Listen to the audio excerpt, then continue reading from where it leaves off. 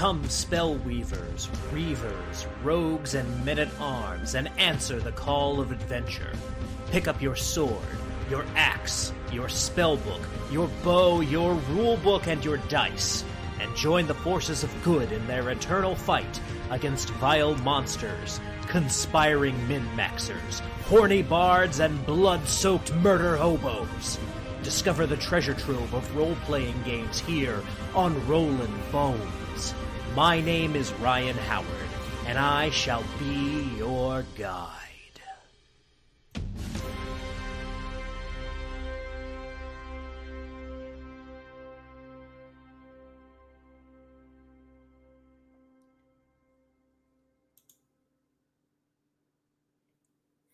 Good evening, Boneheads, and welcome back to Rollin Bones with Ryan Howard, where we make old school young again. I'm your host and king of the Boneheads, Ryan Howard, and tonight I am joined by a good friend and one of my fellow compatriots over on the Basic Experts Gilded server, DM Blackwall. He is here again to talk about his recently released game, Horde Wars Basic, which is a D12 role-playing game focused on fighting large quantities of enemies, which if that doesn't sound cool to you, I don't know what you're doing here. But before we get into that, I just want to remind everyone to like, share, and subscribe if you enjoy what we do here on Rollin Bones. And also, you can find me on social media at Howard_Ryan Gregg on X and Instagram. On YouTube, I am Rollin Bones. Twitch is twitch.tv/RollinBonesRyan. And Substack is rollinbones.substack.com. Substack is the place to go if you want my unfiltered and often unqualified thoughts on all things role-playing. I don't know if proud is the right word to say, about what I do on Substack, but I do definitely enjoy putting those articles out, and I'm glad, those of you who enjoy reading them, I'm glad that you guys enjoy that. You can also find Rollin Bones merch over on TeePublic on the Bonehead Emporium. You can find the link both to Substack and TeePublic in chat. And, with that out of the way, that's enough of my shilling. Let's go ahead and bring on the man of the hour, the man with the power, the man who is too sweet to be sour. Ladies and gentlemen, DM Blackwall, welcome to Rollin Bones. Thanks. Good to be back. I'm going to post for you in private chat, and I don't know where you want to put it in the video description or in the comments or whatever. But here is our contact information. If anyone has any questions about the game or anything like that, that's our public-facing email. Absolutely. I'll go ahead and drop that here in chat, and then those of you who are watching this after the fact, you'll be able to find that email address, hordewars@blackwallgames.com, in the pinned comment in case you have any questions about the system or, want to reach out to DM Blackwall for any particular reason as far as, figuring out how to run this thing goes. Great. So, do you have any questions about the system in general? I think to begin, and I don't want to start off on a confrontational note. So when I say this, this is me trying to give you an opportunity to kind of pitch your game here. But there are so many systems now. There's so many different games out there that people can choose from. So why should someone pick up Horde Wars versus another system? Well, the design is fast and clean. We've got over 1,000 hours of play testing, which is to say I have had full campaigns run in this system as well as a pile of one-shots.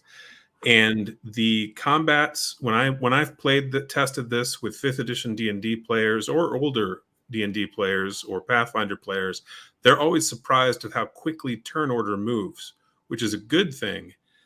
In a game where we designed it so that our very first playtest session, we had 5 player characters against 30 goblins. And they were able to resolve the combat in under an hour, which is pretty good for level 1 characters. Also, I'm pleasantly surprised they didn't all die. Yeah, that's definitely something that speaks to me from a design standpoint. I love the fact that this game is built with the idea of you're going to be fighting a lot of people at once because you know so much of the fantasy that we consume involves these kind of unstoppable characters who take on large chunks of enemies. And even like in video games, the Dynasty Warriors series is very popular. Yeah. Berserk is very popular. You have a lot of this media that's built around kind of individuals or small groups standing against giant hordes of enemies. So the fact that that's baked in here is something that I think a lot of people will really dig. That and as far as I can give you an example. So you know how in D&D, pretty much any edition, Fireball works the following way.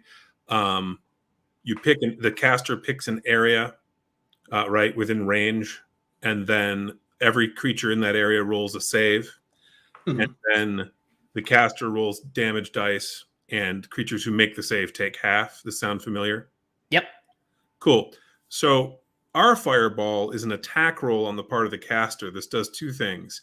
It lets you compare one random number, the attack roll, with a bunch of hard numbers, which is to say it resolves quicker for the DM and the player, because the DM can say, hey, this is the attack roll I got. Or the player can say, hey, I hit a 13 or whatever it might be. Then you can know who got hit, who didn't get hit immediately.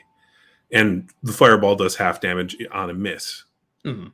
But also, the caster can crit. And in our game system, you crit on a natural 12.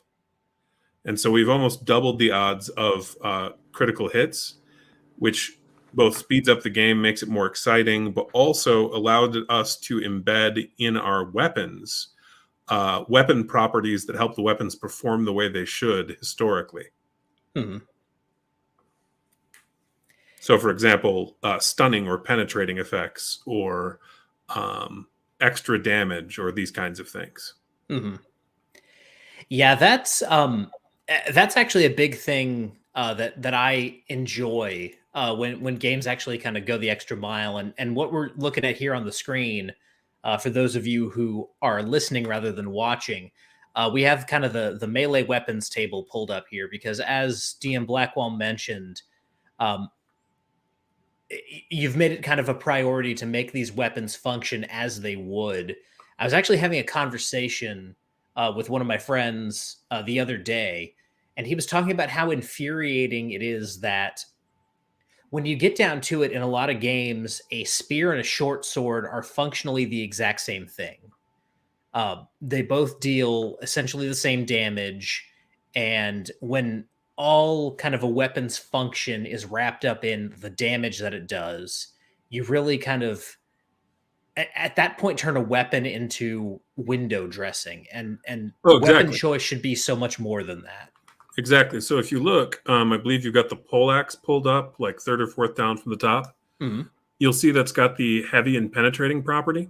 Yep. Yeah. So what that means is if you crit, if you roll a natural 12, you do an extra die of damage and your attack ignores their armor. So in our game system, your armor actually protects you from damage, lets you take half damage from those types that it guards you from. If you scroll up a couple pages, you'll see example armor actually. Mhm. Uh, there you go. And so pick any one of them and read what it says. Yeah. So I mean, let's look at plate mail. Yeah. 1500 marks, bulky item, heavy armor, defense 10, protection, blunt, piercing, and slashing damage. Right. So it protects you from all the physical damage types, but it doesn't do jack against fire or lightning Right. or cold for that matter. Hmm. And so you're still harder to hit, that defense number. But if they do hit you, you're vulnerable to those kind of elemental damages. So a knight is great fighting against other melee combatants, but is maybe not so great against a wizard. Hmm. Yeah, absolutely. Now, Um, Jonathan Frost here in chat raises a good point. He says he'd love to see an example of play and character creation. Have you guys recorded any of that stuff for people to see? And if so, where can they find it? Well, as far as that goes, example of play, I regularly do online test games. So anyone who wants to do that, you can actually play with me. Send me an email and we'll set something up. It might be a few weeks or a month because I have other things I'm doing, but I'm happy to, when I have enough people interested, organize a one shot and actually run you through the game. Character creation, that's pretty straightforward. It really depends on how decisive you are, Ryan. If you wanted to, we could decide that, or we could do it now. Yeah, sure. I mean, here I've got a character sheet right here. Not sure. So if you look, there will be, see the chapter headings? Yep. So there should be something about character creation. Mm-hmm. All right. Yeah, character creation. There we go. So first step. Pick your species. Yep. You got 5 to pick from. Gotcha. So Let's if you see. Where scroll are down, the? you see them. You said scroll down. Yep, To see scroll them? down and you'll see them. Gotcha. Yep, keep going. There you go. There we are. Species. So you've got human, dwarf, elf, halfling, orc, and I mean those are good options right there. I like to kind of go against the grain and choose the option that people always ignore. So I'm going to go with a human. Human's actually quite popular in our system. But all right. So you picked human. What does it say that human gets? So you'd write all this down on your character sheet, right? Yep. So you get to assign 6 attribute points. You can have a maximum of 4 in any one attribute. Attribute points gained after character creation can exceed these maximums. And to start off, it looks like starting with 0 in fitness, reflexes, senses, and willpower. Right. So you've got 6 points to assign. So you would do that. Yep. Cool. So I would say the most popular choice is a 3-3 split, based on just watching people play. Yep. But put them however you like. Yeah. I am going to, I'll do 3 in fitness. I will do 1 in senses, and I'll do 2 in reflexes. Cool. So you would write that down. Otherwise, if you want, I can send you I don't know. Do you have a PDF editor? Instead of doing that, I'm just going to go ahead and pull up a document so I can write all this down. Oh, yeah. Easy enough. All right. So fitness, we have a 3. Yep. Reflexes, I took a 2. I took a 1 in senses. Yep. And I took nothing in willpower. Exactly. All right. And then you have a base land speed of 6 combat spaces. Now, in our game system, we do explain a combat space is basically 2 yards. Mm-hmm. So you would note that speed on the character sheet. On the character sheet itself, it's in the upper right corner. Mm-hmm. You'd get your 2 languages, which would go in the bottom left corner of the first page. Gotcha. And you'd begin with play with 2 fighting styles, one of which would be natural weapons, and another one of your choice, which would go in the bottom right corner of your character sheet. Gotcha. You also get a feature of your choice for which you meet the prereqs, but we can worry about that later. Mm-hmm. So yeah, going back up here to character creations and looking at the fighting styles, axes, bows, clubs, crossbows, exotic hammers, improvised weapons. So natural weapons you said was 1 that you get automatically, and then for the sake of simplicity and because I love them so much, I will go with swords as my second fighting style. Perfect. And then you also start with 2 languages. Now, we do generally recommend that you pick a language you can share with your party or starting area, but you don't have to. Gotcha. So languages. Now, Is if you do Brigmari like care the? about it, Oh, sorry. sorry, Go ahead. if you do care about it, there is like lore information about those languages Mhm. under the language skill in Chapter 5. But for Gotcha. now, most of the ones with a funny sounding name are human languages, as Gotcha. a general rule. Okay. Gotcha. So yeah, we'll go Mari because it's first, and then after that, I am always a fan of being able to speak Dwarvish, so Dwarven. Cool. So you finished step 1. Step 2, calculate your hit points. All right, 18 plus fitness attribute. My fitness is a 3, so that gives me 21 HP. You got it. And then next step, you choose your 2 careers. So this is a little unlike D&D or Pathfinder, or it's a little like Traveler in this regard, that you could have more than one career. In this case, that's the default. Gotcha. So you basically are picking 2 classes. Okay, and you get these 2 careers, and you get all of the starting benefits of both. So these will determine your starting skills, your starting abilities, and will determine you'll get one of the 2 options of starting equipment from your starting careers. So Gotcha. you like swords, so I'll give you an example. Blade Master, which would be just down a little bit. Yeah, you found it. Yeah, Blade Master.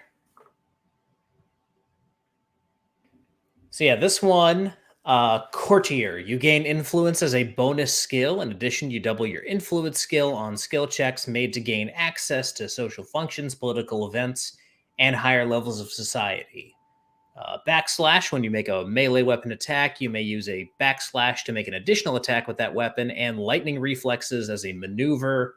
Whenever you would be hit by an attack, instead you block it with your melee weapon, causing the attack to miss. This kind of reminds me, and I can't remember the name of the game, but there's a samurai focused role playing game that has essentially one of the clans that you can play focuses on dueling, and so this Blade Master sounds kind of like almost a duelist class. It is, and in our game system, you have your movement and an action you can take on your turn.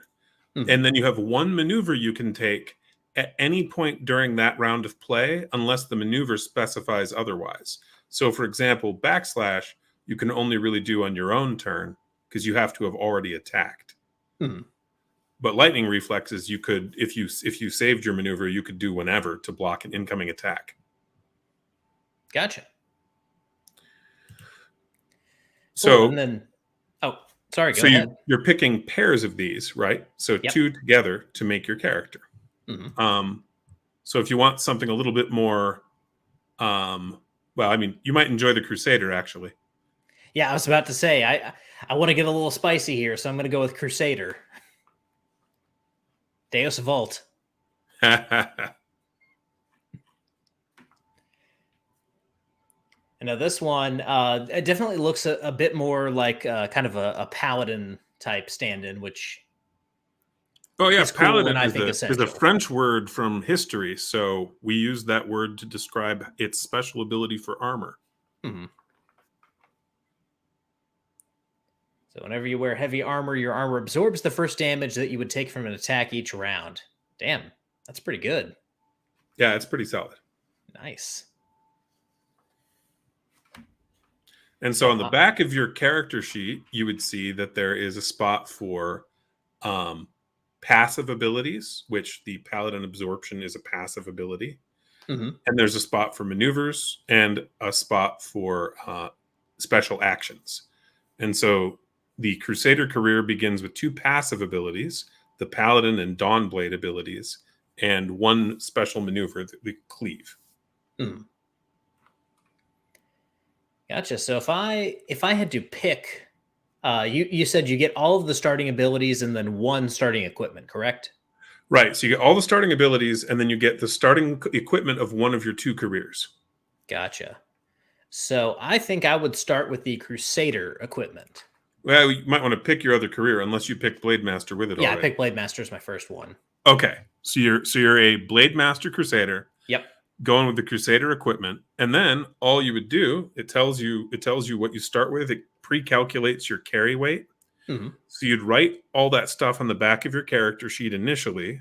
So you've got it all written down. There's a spot for money separately, which is your 5 crowns and 10 marks. And then once you've got that written down, you jump right back to character creation, go to the next step, and assign your skills. And so those skills were just in the careers we were looking at. Mm-hmm. And so the Blade Master would give you influence, art and culture, combat, and a bonus skill of your choice. Any of the skills you're trained in, you get a +2 to start with. Gotcha.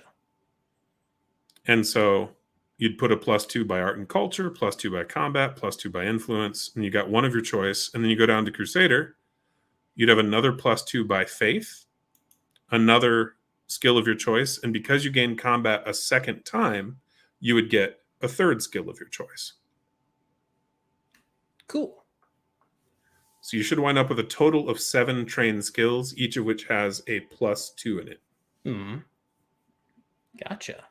So let me know when you've got those. All right, so character creation, and you said I had art and culture. Yep, Influence. You've got art and culture, combat, influence, mm-hmm. faith, and then 3 skills of your choice. All right, so I would go with history and law. Yep. Intuition. Yep. And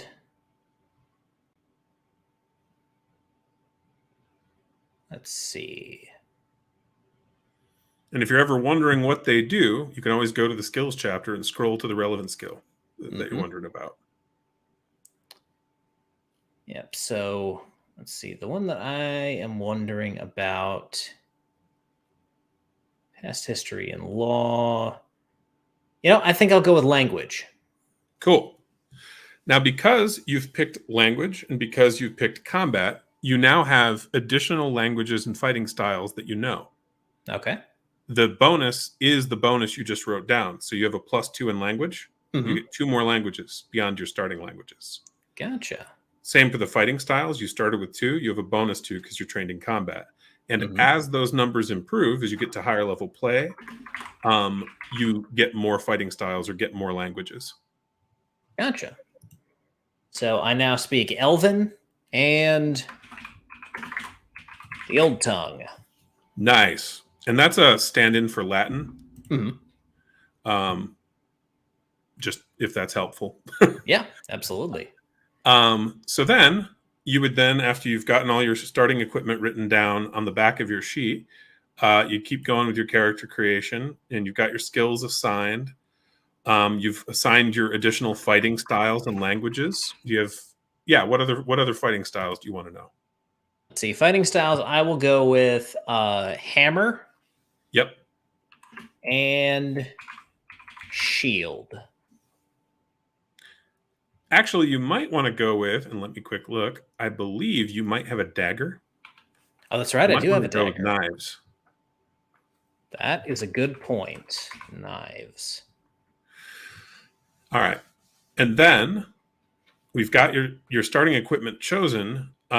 We would go through and look at the specifics, and we can in a moment if you want, but we just know what pack you have, which is the Crusader pack to start with. Mm-hmm. We then calculate your carrying capacity, which is 8 plus your fitness. Yep. So right now you probably have 11. Yep. And the Crusader equipment weighs 10 of the 11. However, it gives you a bonus for carrying capacity with its bandolier and belt pouch. Mm-hmm. So you actually have 10 out of 15. Gotcha. And then the last thing you have to do is pick a feature. And you'll have to pick 2 because you're a human. I said we'd go back to that. Hmm. So you'll see there's a chapter called Features. Yep, you're in it. And since you are a combat guy who has a pretty good fitness, one option that you might like is Vigor. There we go. Gain disease immunity. In addition, whenever you would fail a fitness check, you may choose to succeed instead. That sounds good to me. Yep, and that ability can be used once per day. Gotcha. Another one that you might enjoy just as an option is Position of Privilege. You basically start as a member of a noble family. And that actually makes a lot of sense with kind of what I've set up here. So, Position of Privilege. Yep. And what that does for you is you start play with an extra 50 crowns, which when you go to your when you go to the equipment, that's quite a lot of money. It's enough to buy more than one toolkit. It's enough to buy a decent weapon. Like it's a good amount of additional starting money. Mm-hmm. But the other thing Position of Privilege does for you, in addition to being part of an established noble house, you get a perk. So if you go right back to character creation, scroll down to the next page, to page 15, you will see a list of perk choices. And you gain perks naturally at every even level. Gotcha.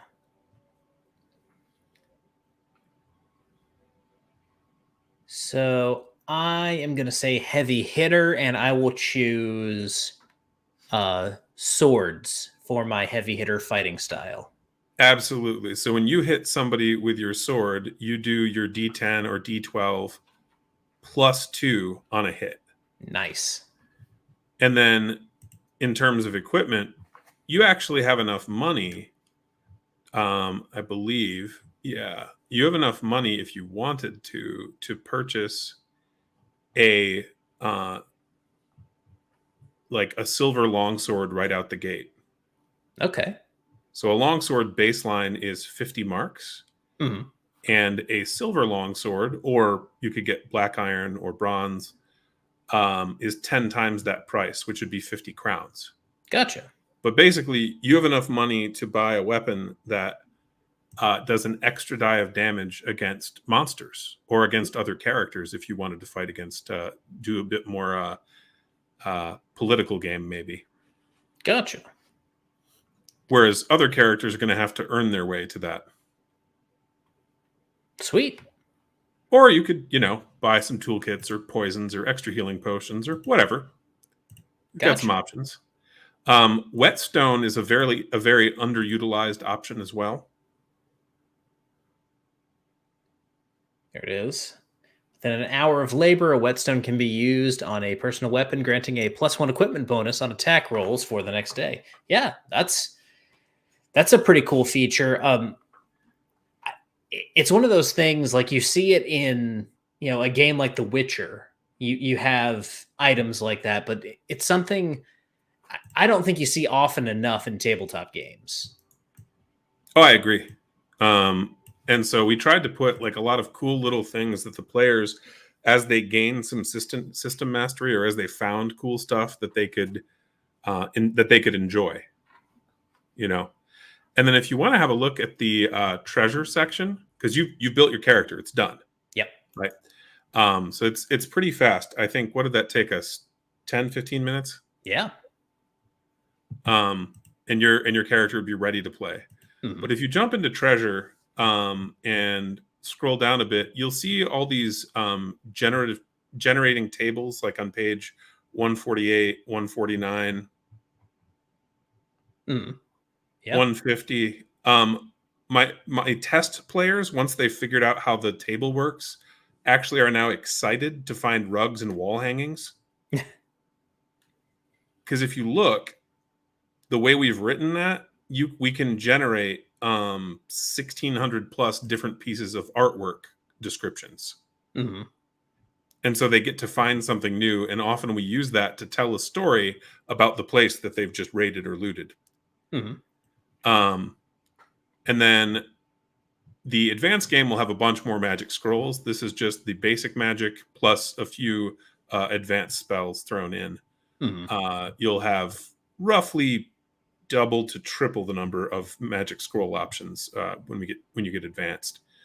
And then if you look at the artifact weapons on page 154, this table is built to generate, I think, over 10,000 unique artifact weapons.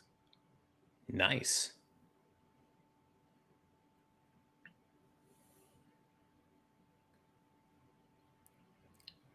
Yeah, I'm a big fan of tables. I've recently discovered that about myself. I love me a good table, and I think tables are often vilified, and so I like that this is something you've included in your game, especially with that many possibilities. Thanks. And then for the guy who needs something quick, if you scroll down, you'll find 4 sample weapons. Also, it helps you know if you're doing it right. Mm-hmm. And then under that, we've also got the general artifacts table. So our plan is to have about double this amount of artifacts in the advanced game. But right here, you've got 85 unique artifacts that are individually tailored to do specific things. Mm-hmm. And so you can either, if like your players specifically found clothing, you can just roll a d20 in that column. Or if you want to go full random, you'd roll a d4 to determine the column and a d20 to determine the row. Nice. And then what all those things are detailed on the following pages. Yep. We also include a sample adventure. So if you scroll to page 167, Goblins attack. Goblins Attack. I have run this adventure probably 15 or more times now. And we're going to be running it at a convention this weekend, which is Grand Con in Grand Rapids, Michigan. We'll also be running it at Big Geek Con on September 22 and 23. We're also running other adventures as well. But if you want to see this adventure played, you can come and play with us there if you want. And Basic Expert actually did the map, which is the second page of that adventure. There we go. And yeah, I think it's a really fun opening adventure. Takes about 2 hours, 3 if your players are a little indecisive. Gotcha. And I've never had it end the same way. And I've run the thing like 15 times, which is great. I'm happy that it has a degree of replayability. Absolutely. And then after that, you have a sample village with 4 major buildings like shops and that kind of thing in it. Surrounding points of interest and some traveling merchants as well. So basically, we have enough to get you started. We have a starting area for you to begin play in, and then you can build out your own world from there if you want. Otherwise, we intend to have a full setting section in advanced. We also include some setting information here and in the skills, but as much as possible, we have embedded the setting information throughout the game. So, for example, if you play a Crusader, you know stuff about actual like NPC Crusaders who you run into. They start out with the same abilities you have. They also would worship the same deity in this case that you would, because the Crusaders are a specific religious group. Yep. And so on. Anyway, does that make sense? Yeah, absolutely. It sounds like you've created something here that's very easy to get started with, and it seems like pretty intuitive to pick up. And one thing I want to go back to, just looking at some of the sorry, that's the wrong place. Looking at some of the careers that you have here, specifically, with the Blade Master and the Crusader that we looked at here, Yeah. there's stuff built in to these careers. I can already see that uh, allows for this kind of horde-based combat, which is a big deal. And I know that's what you kind of built the game around, but Yeah. this is something that I've been really wanting to see in a lot of things. And I know Alex McCrease recently did a video where he talked about the linear fighter quadratic wizard problem. And I feel like in this game, you don't have that because you have from the get go a couple options for warriors who are ready to essentially run into combat and fight multiple people at once. Oh, there's even more. Look at the Knight and the Viking. Gotcha. Let's go down to I think we've passed the Knight, so let's go on down to the Viking here. And we look at, let's see.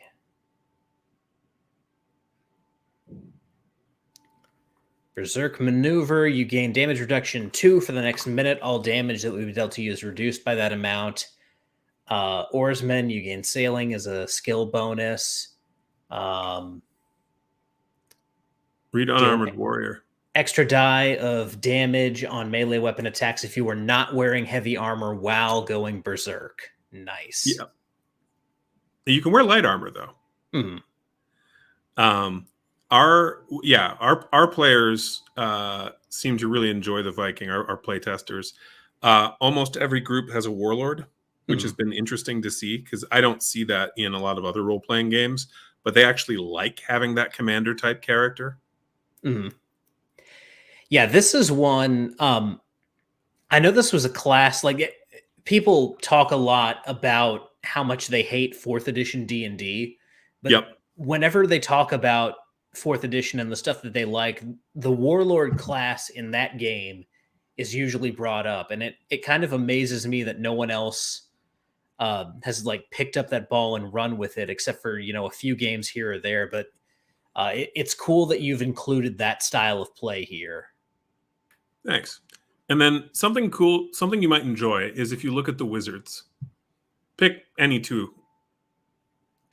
Gotcha. So under W. I'm going the wrong way. Brown wizard, Radagast. Yep. Sort of. So there are 5 varieties of wizard, and they determine your starting spell lists. Gotcha. And you can pair them up. Mm-hmm. But this gives you information about the game world. Like there are orders of wizards that are just brown wizards. Yep. So if you are playing a brown wizard, you know stuff about the order by looking at your own character sheet. Mm-hmm. Gotcha. It looks like brown wizards are kind of that druid type wizard to a degree. Yep. And then look at a red wizard. Looks like the red wizard is kind of more of the evoker type wizard. Oh, yeah. Starts with fireball and haste.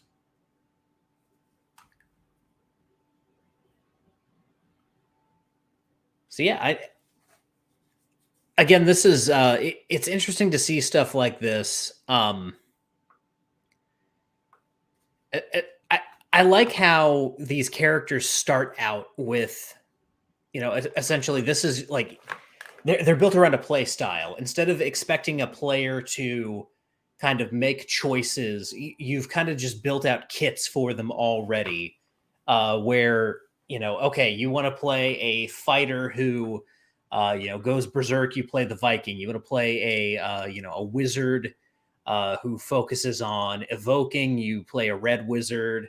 And then if you want to mix those things, you want to be a gray wizard and a red wizard combined. You have the option, and you have kind of the combination of the two. I like this, and it's a better way to do multi-classing, I think. Thanks. And the thing that you won't see in this, because this is basic, so this is levels 1 through 4. Mm-hmm. In advanced, each of these careers would take a full page. And that's because they add something called capstones, where when you hit level 5 and level 9, you get to pick one of the capstones offered by your careers or one of the ones offered by your species. You can level up in your species, actually. Gotcha. And so this gives you 5 divergent paths, one from the species, 2 from each career, of, in the case of the wizards, higher level spells. So stuff like Flame Gate or Firestorm or that kind of thing. And so you can become even more specialized with the advanced version, which we're hoping to have Horde Wars Advanced out within the next 12 to 18 months. It's largely depending on artwork. Mm-hmm. And then we're waiting to see how much interest there is in Horde Wars Basics, so we know how much of a print run to do for Advanced. Yeah, absolutely. And they are fully compatible. Everything that you have in Horde Wars Basic, you can level right up into Advanced without any problems. There's none of the shenanigans at TSR from back in the 80s. Mm-hmm. Gotcha. Now, if we go into monsters, the big question I have related to monsters, again, with the idea that this game is based around fighting hordes. Yeah. How does that shake out in monster design? Do you have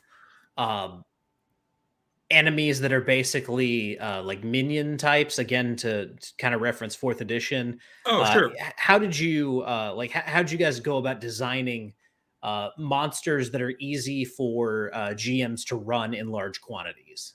Well, if you want some examples of those, pick a somewhat common monster type like a goblin or a skeleton or a zombie or that sort of thing. All right, let's go on down to here are goblins. Perfect. So let me scroll to that on my screen a second. All right, so goblins. Now that we have some additional goblin stat blocks, but here you'll see a goblin cannibal as the kind of basic goblin. And quick read its traits and stuff a second. Gotcha. So traits, you have Goblin Greed. You must move toward any treasure you can see with a close range, unless you succeed a DC 10 willpower check. Yep, and these are all phrased as if you're the character or the goblin. Gotcha. So in this case, you is the goblin because you're the game master playing the goblin. Mm-hmm. Yeah. Yeah. And so the players, like, as soon as they figure out goblins are hilariously greedy, they'll do stuff like throw coins down a well just to kill goblins. Which I found out the fun way. So you compare that, you could have dozens of goblin cannibals fighting a party, and they are a threat. Mm-hmm. That dagger particularly, yep, lets them potentially punch out of their weight class. Max damage crit, they could nail you for 24 damage. Mm-hmm. Yeah, and especially if they get the drop on you because it says extra die of damage during the first round of combat. So at that point you're looking at 2d6 with a minimum of 2 damage. And I mean, I had a particularly high HP because of my fitness at 21, but I imagine not everyone is going to have that. Right. So, I mean, even, let's say a goblin rolls boxcars on me, that's over half my hit points gone in one round. Right. Unless you block or unless you have armor that protects you from that damage type, in which case you take half. There are ways around this problem, or like your absorption ability for the Crusader. That first hit wouldn't do anything. Mm-hmm. The second one, that would hurt you. And then and by the way, Jonathan, you're welcome. But then if you look at the Goblin Warrior and Goblin Sneak, these are both an advanced version of the Goblin Cannibal. Mm-hmm. But with divergent fighting styles. Yep. So the Goblin Warrior has an increased crit range, which is nasty. And then Goblin Sneak, this time you're looking at dealing with ranged weapons as well. And then also Shadow Stalker, you can attempt to hide or move silently as a maneuver. Yep. So at this point, you're dealing with goblins in the shadows. Right. And so he can actually hide off turn or reactively. Yep. And then you scroll down a little bit and you'll find the next kind of level up, which is the Goblin Taskmaster or the Goblin Sorcerer. Mm-hmm.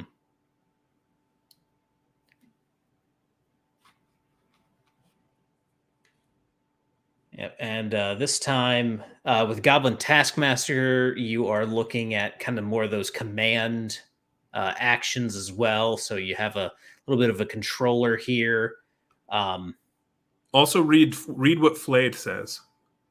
Let's see, Flay. When you damage a creature with a melee weapon attack, you may use Flay to give him a level of affliction. So what that does is you have to damage the opponent in the first place, but a level of affliction means instead of rolling a d12 for everything, you roll a d10. Ooh. Or instead of rolling a d10, you roll a d8. You can get multiple levels of affliction. And this is one of the ways that we show curses and exhaustion. Gotcha. Almost kind of similar to the way that like Dungeon Crawl Classics does the dice chain in a lot of ways.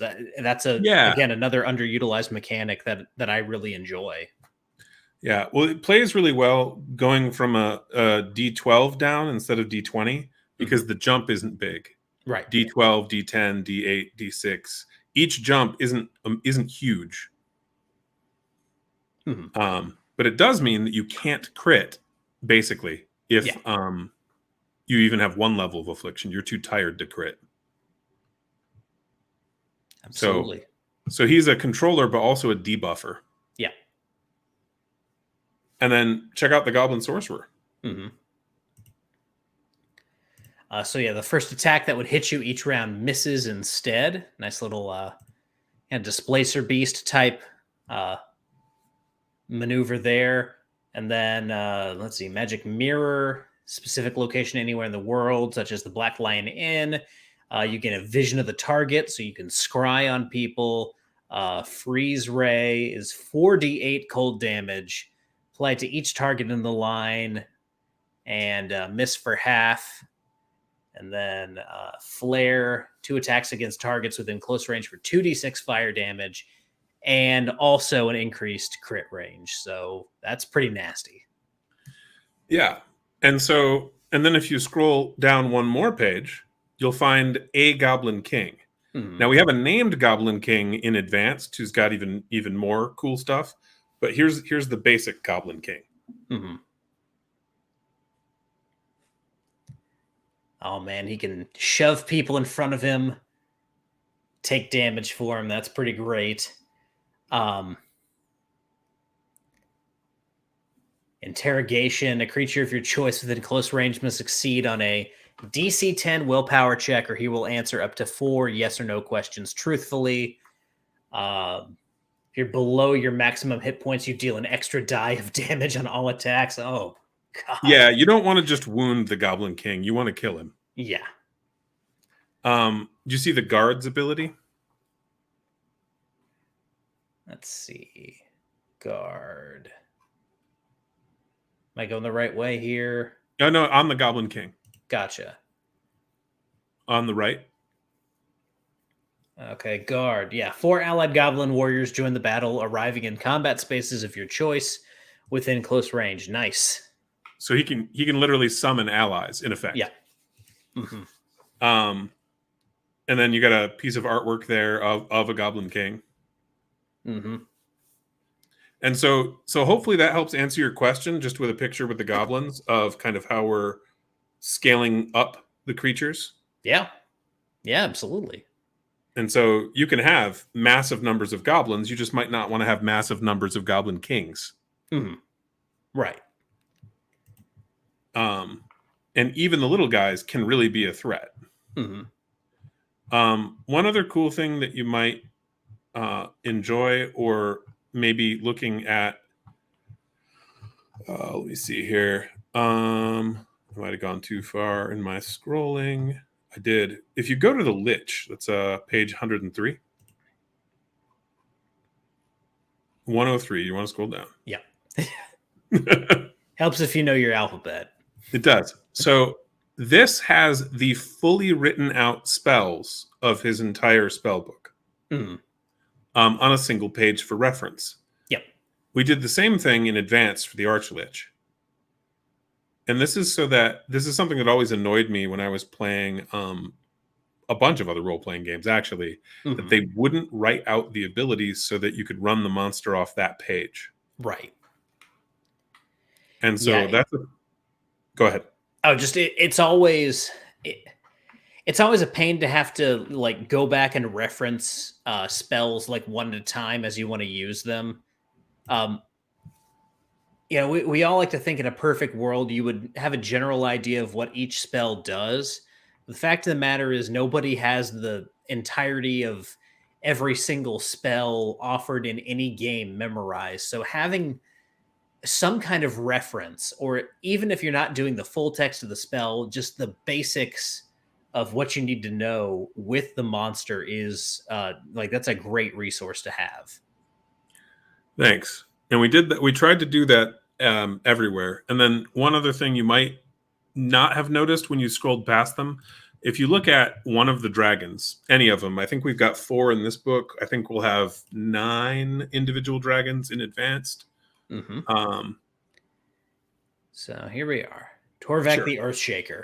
Cool. So have a look at that stat block and let me know what you think. Now, he is meant to fight a party by himself. And he should completely wipe level 1 to 4 characters. He's in there as a probably unbeatable dragon, although I have seen a party of third or fourth level characters beat one. And DC 14 in a D12 game, that's pretty brutal. Yep. His roar is nasty. Also, look at his damage output on that breath. Yep, damage output on Thunder Breath, 7d8 sonic damage. Nice. Even his claw attacks, like one hit with a claw, could potentially kill that starting character. Yeah, absolutely. And if you look, unlike a lot of the monsters, he's got 2 actions. Yep. And I don't know if you ever saw like Meta Breath from 3rd edition D&D. No. But this was special abilities for dragons. Our dragons each have one of those kinds of abilities where they can make their breath even worse for you in some way with a maneuver. Gotcha. So yeah, the booming breath, in addition to the thunder breath, that's knock back 6 combat spaces. Or 12 yards. Yep. And check out Armored Hide in the traits. Armored Hide, let's see. So yeah, that one you similar to the Crusader's ability, you absorb the first damage that you would take from an attack each round. Yep. And then he's got that Blood Rage thing. Yep. And each dragon has unique traits as well. He's got Stone Blend, where he basically, if he holds still long enough, he will look like he's a rock. And then Thunder Aura. Adjacent targets take 4 sonic damage. Man, so to take this thing out, you'd have to basically advance and then retreat as best you could, if at all possible, to avoid getting taken out by this thing just by the sonic damage alone. Yeah. And then if you scroll up and look at some of the other dragons, basically they each have their own unique abilities, but they're themed similarly. So like we have one who's like electric themed, one who's fire themed, one who's cold themed in this book as well. In the upcoming book, we've also got like a multi-headed dragon or a shadow themed one or this sort of thing. Yeah. But the other 3 dragons are the less powerful ones than Torvak the Earthshaker. But even them, it's rough. Yeah. Yeah, even if we look at Bardock the Stormbringer Dragon, Yep. 8 defense and 240 hit points versus what we were dealing with 10 defense and 360 hit points.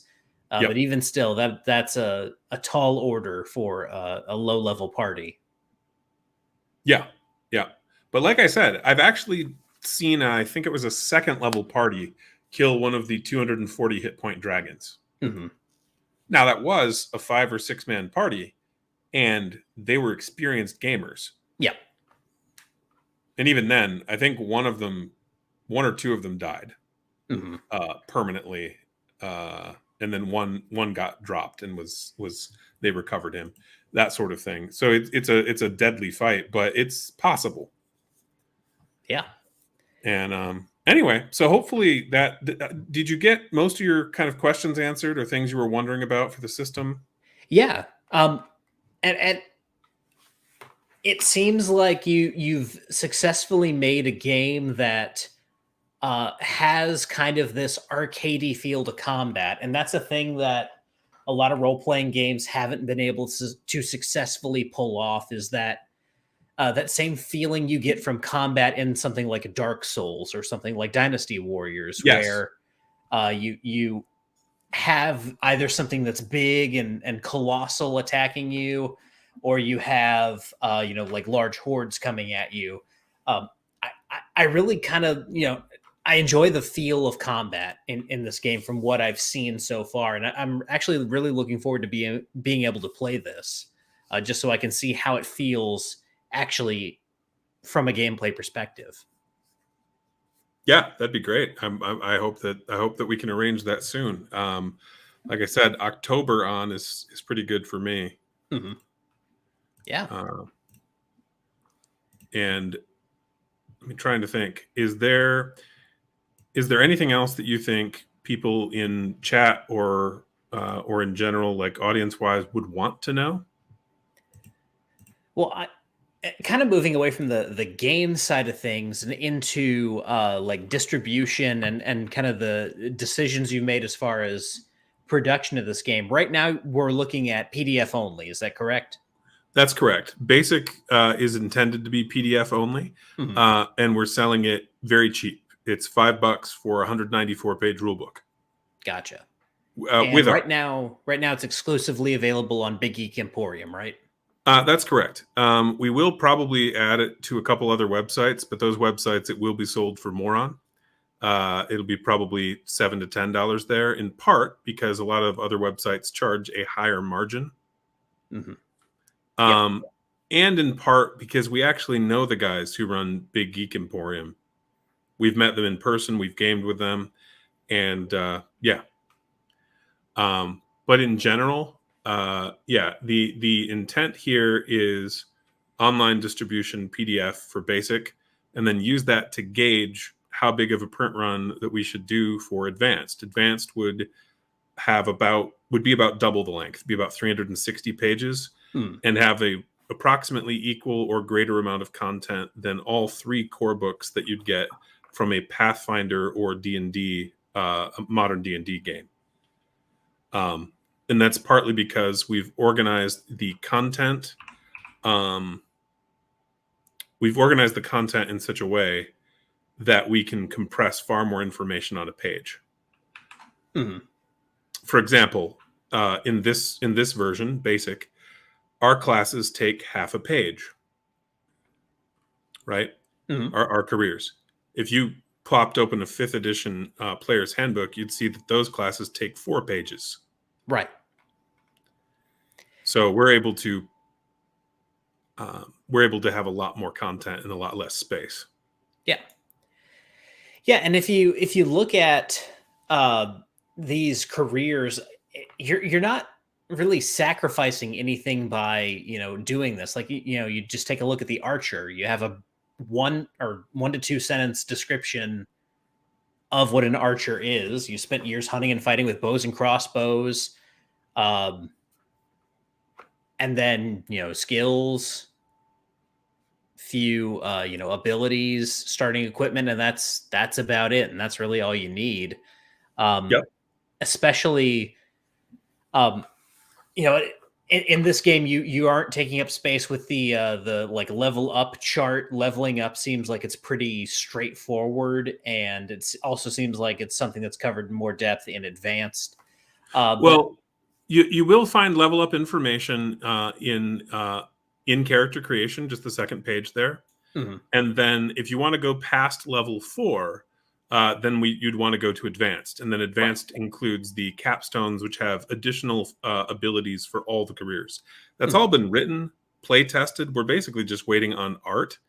And then probably me, maybe one other guy, to do the layout. mhm. Um, I had to do the layout for this one, and that's not my area of expertise, but I think it came out all right. Yeah, yeah. I mean, it's a very like it's a very functional and a very easy to read layout. It's definitely, I'd say, a good starting point, especially just to get people playing the game. And there are games that have kind of like fancy tricks that they do with their layouts, and then there are games that are easier to read. And I would much rather, maybe it's not as flashy, but this is a whole lot easier to parse for me, or for if I put this down in front of a new player, than handing someone Morkborg and saying, "All right, try to read this." Yeah. Yeah. The intent is very much to increase readability. And also, though, in terms of like page layout, I wanted to make sure all the information about a thing, as much as possible, was on the same page or same pair of pages. Mhm. So that you're not just having to scroll all over the place during gameplay. Um, and then we've also tried to embed information. So one spot you could look is if you go to the skills chapter, that first page under art Mhm. and culture, you will see right there a table that includes common festivals in the world, Yeah. right? That's all embedded because that's a thing someone who is at all familiar with art and culture would know. Mhm. And so if you scroll down a little bit more, astronomy, you've got astronomical events for the world. Yeah.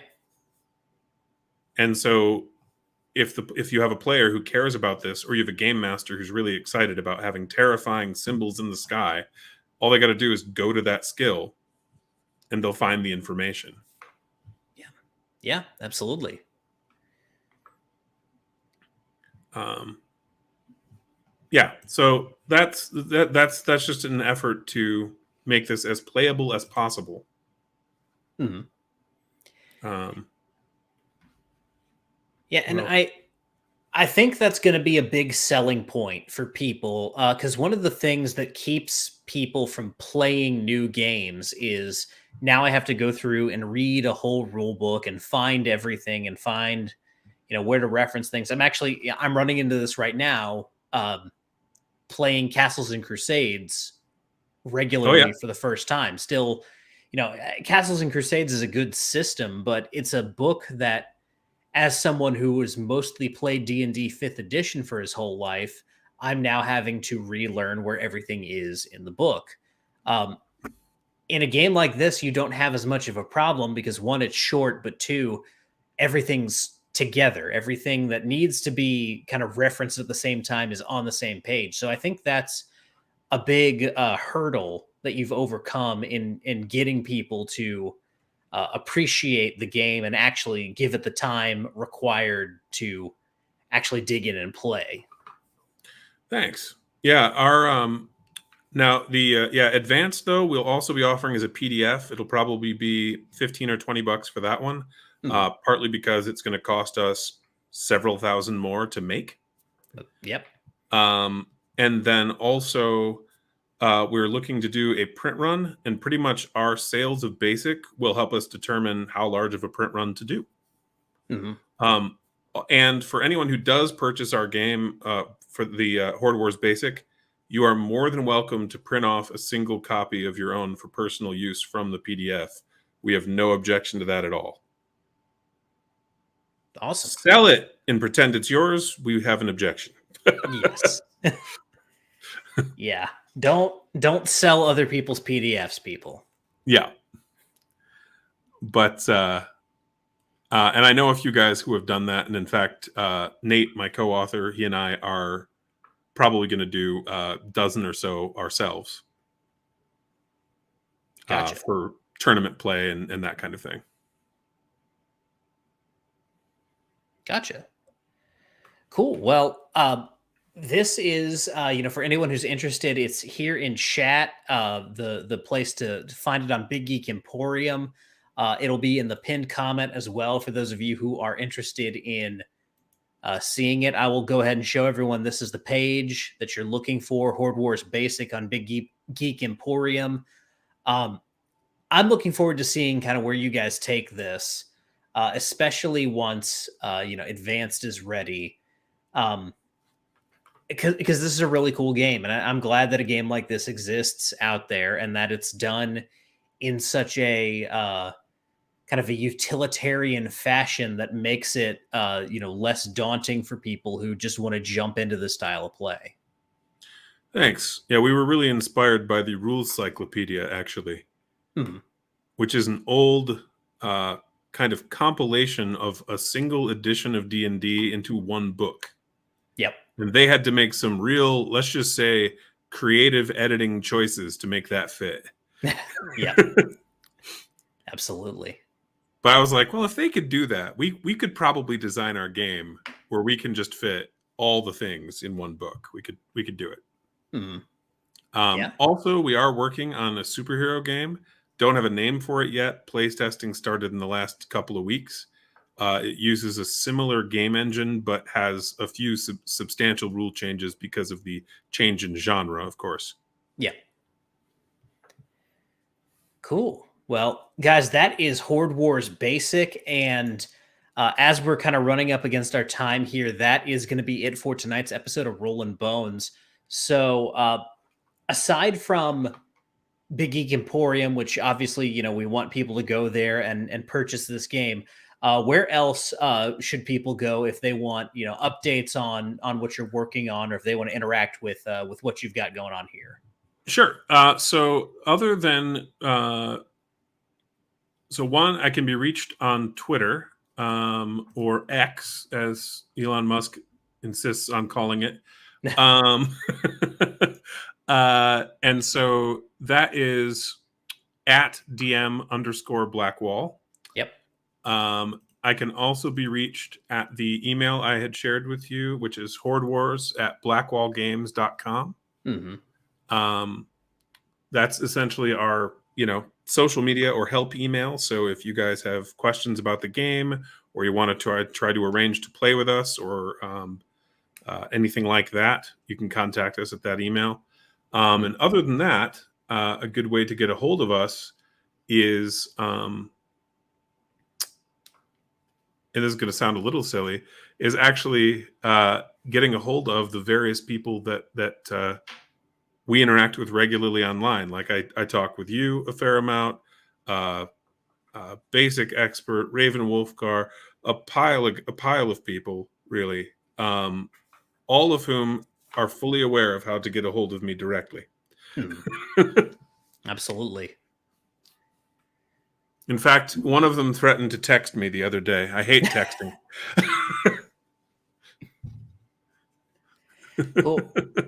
Well, DM Blackwall, thank you so much for coming on here. This has been a great conversation. I'm glad that we got to kind of go through character creation and show everyone just, how easy it is to kick off a game in Horde Wars Basic. Yeah, that was great. I'm glad you were up for that. And the decisiveness is important. If you have an indecisive group, use the precons in the back of the book. Absolutely. Well, guys, that is going to do it for Rollin Bones this evening. Thank you so much for tuning in, and I hope you guys will go out and support DM Blackwall and the game that he has here. It really seems pretty cool, and I hope some of you guys will give it a shot, especially if you have felt kind of a void in your gaming where you want more of that Berserk, Dynasty Warriors, Dark Souls feel to your combat. This is definitely the way to go to recreate that feeling. So I hope you guys will support this.